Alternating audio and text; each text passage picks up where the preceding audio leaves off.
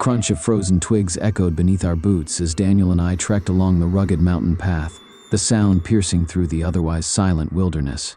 The air was crisp, biting at our exposed skin like 1,000 tiny needles, and the fading sunlight cast long, eerie shadows through the trees, stretching and twisting unnaturally as if they had a life of their own. The thick canopy above barely allowed the last remnants of daylight to filter through, shrouding the forest in an ominous twilight that felt more oppressive with each passing minute. Daniel adjusted the straps of his backpack, his breath visible in the cold air as he glanced at the darkening horizon with a wary expression. "We should probably head back soon," he suggested, his voice tinged with hesitation as the growing darkness seemed to press in around us, tightening like a vice. I shook my head, unwilling to turn back just yet. "Come on, we've got time. Let's see what's beyond that ridge," I said, my curiosity outweighing my common sense. Daniel sighed, his reluctance evident, but he followed nonetheless. The forest was ancient, the trees towering high above us like silent sentinels of an era long forgotten. Their gnarled branches stretched like skeletal fingers toward the sky, their twisted forms resembling something out of a nightmare.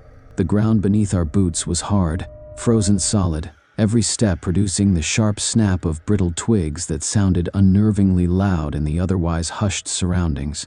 It felt as if the very woods themselves were holding their breath, waiting.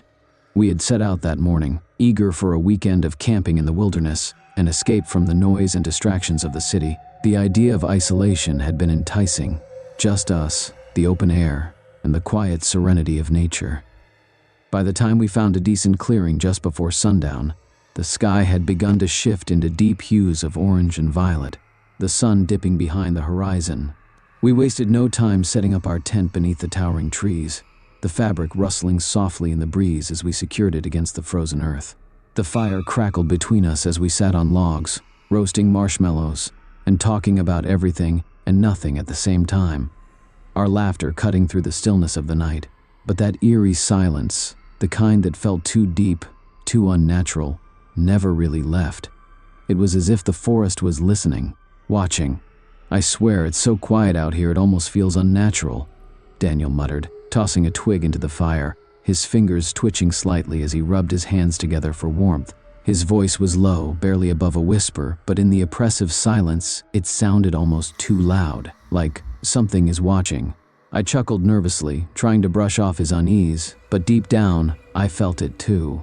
That strange, suffocating weight of the forest pressing in on us from all sides. The wind barely moved the branches overhead, yet I could feel something beyond our line of sight. The only sound was our own breathing, heavy and deliberate, as we strained to listen for something, anything, beyond the steady crackling of the fire. Then suddenly, a sound. A low, guttural growl carried through the trees, breaking the silence like a jagged knife through flesh, making both of us freeze in place. "Did you hear that?" Daniel whispered, his voice barely audible over the popping embers, his eyes wide with something between fear and disbelief. I nodded, my heart pounding against my ribs like a trapped bird desperate for escape. Yeah, it came from up ahead. Curiosity and unease waged a silent war within us, but despite every rational instinct telling us to stay put, our feet carried us forward. We grabbed our flashlights, their beams slicing through the thick underbrush as we stepped cautiously over fallen logs and gnarled roots. The night had settled in fully now, wrapping around us like an inescapable shroud. Our breath quickened with each step, our nerves on edge as the cold seemed to deepen, sinking into our bones. Then the noise came again, clearer this time, a deep, throaty rumble that reverberated through the trees. It didn't sound like any animal we had ever encountered. Not a bear, not a wolf.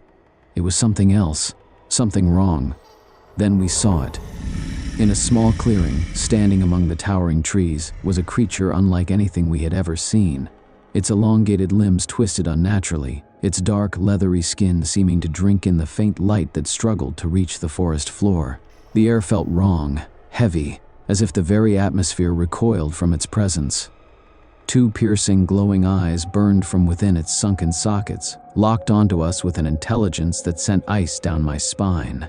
It wasn't just looking at us, it was reading us, peeling back the layers of our fear, savoring it. We stood rooted to the ground, muscles rigid, hearts hammering in our chests. Every survival instinct screamed at us to run, to flee blindly into the night, but our bodies refused to obey. The creature didn't move at first. It simply watched, silent and unmoving, like a predator measuring its prey before the inevitable strike. The seconds stretched into an eternity. Then, without warning, it let out a sound, a deep, guttural roar that seemed to vibrate through the earth itself. The noise twisted, warping into a high-pitched screech so ear-piercing that both of us clutched our ears, our skulls reverberating with the unbearable shriek. It wasn't just noise, it was something primal, something designed to shatter reason and paralyze its victims with mind-numbing terror. The creature moved. With terrifying speed, it lunged forward, its elongated limbs carrying it through the trees in a blur of motion. Daniel and I snapped out of our paralysis and turned, bolting blindly into the thick forest. The adrenaline surging through our veins propelled us forward, our boots slipping on frozen ground as we weaved between towering trunks. Branches clawed at our faces, the wind howled past our ears, but the sound of rapid, inhuman footsteps crashing behind us was all we could focus on. The creature was closing the distance. Daniel risked a glance over his shoulder and regretted it immediately. It was almost upon us, its grotesque limbs moving unnaturally fast, its glowing eyes locked onto us with unrelenting hunger. "Faster!" I shouted, dodging a low-hanging branch. The terrain grew steeper, the incline forcing us to scramble up the frozen earth. Daniel's foot slipped on an icy rock, and he crashed to the ground with a grunt. I skidded to a stop, reaching out to help, but Daniel's eyes widened in horror as he looked past me. The creature was right there. With a final blood-curdling shriek, it lunged. Daniel barely rolled out of the way in time, the creature's clawed hand slashing inches from his face, leaving deep grooves in the frozen dirt. I grabbed Daniel's arm, yanking him to his feet, and together we stumbled forward, our lungs burning with the effort. We ran. The forest was a maze of shadows, the towering trees looming over us like silent sentinels, their skeletal branches clawing at the sky.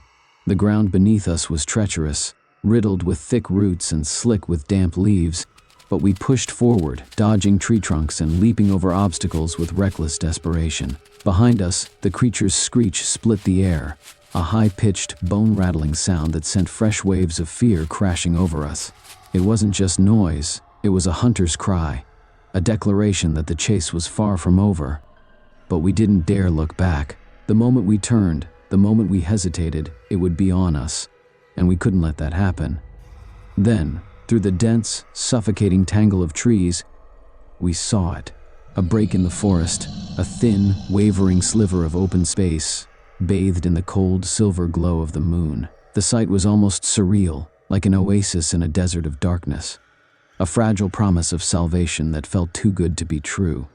It was the edge of the woods, freedom. For the first time in what felt like an eternity, hope flared inside us, a violent surge of adrenaline that momentarily drowned out the searing pain in our limbs, the raw ache in our chests, and the numbing terror gripping our hearts. Our bodies were beyond exhausted, our muscles quivering from the relentless strain, but we couldn't stop, not now, not when safety was so agonizingly close. But then, suddenly, we broke free, bursting into the open air like drowning victims finally breaching the surface. The freezing wind hit us with brutal force, slamming into our sweat-soaked skin and stealing the breath from our lungs. It felt like knives slicing through our flesh, but we didn't stop. We couldn't. The car was just ahead, sitting exactly where we had left it at the edge of the dirt road, a dark, silent figure waiting in the moonlight. It was a lifeline, a fragile piece of normalcy in a night that had twisted reality into a waking nightmare. We stumbled toward it, our legs barely holding us upright, our fingers fumbling desperately for the door handles. Every movement felt sluggish, like wading through thick, invisible tar. The silence that followed was deafening, filled only by the ragged, uneven sound of our breathing.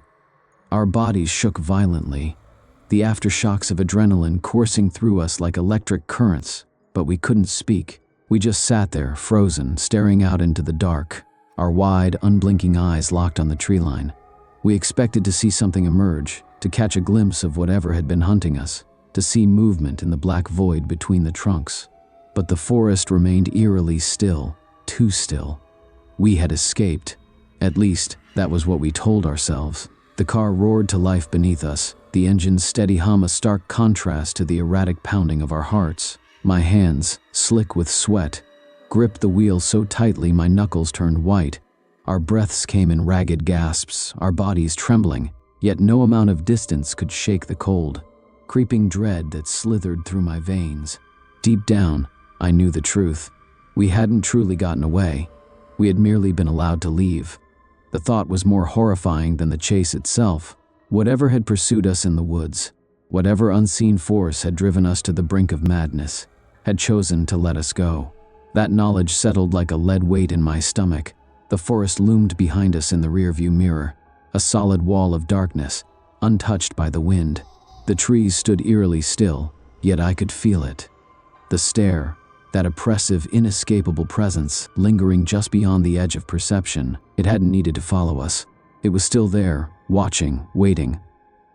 A shiver crawled down my spine as I pressed harder on the gas. The road stretched ahead, empty and endless, but no amount of speed could outrun the feeling clawing at my insides. I wanted to believe that once we were far enough away, the fear would fade, that this night would become nothing more than a terrible memory. When we finally reached home, slamming the door behind us and locking every bolt, we should have felt safe. We should have been able to breathe, to convince ourselves it was over, but the silence of the house felt wrong. The shadows in the corners seemed too deep, and every creak of the floorboards sent a fresh spike of terror through our exhausted bodies. Sleep didn't come easily that night. When it did, it was restless, filled with nightmares of twisted branches and unseen figures lurking just beyond the light. And even in the safety of our own walls, that feeling remained, coiled deep in our chests like a parasite, whispering an undeniable truth. We would never forget what lurked in that darkness, and it would never forget us.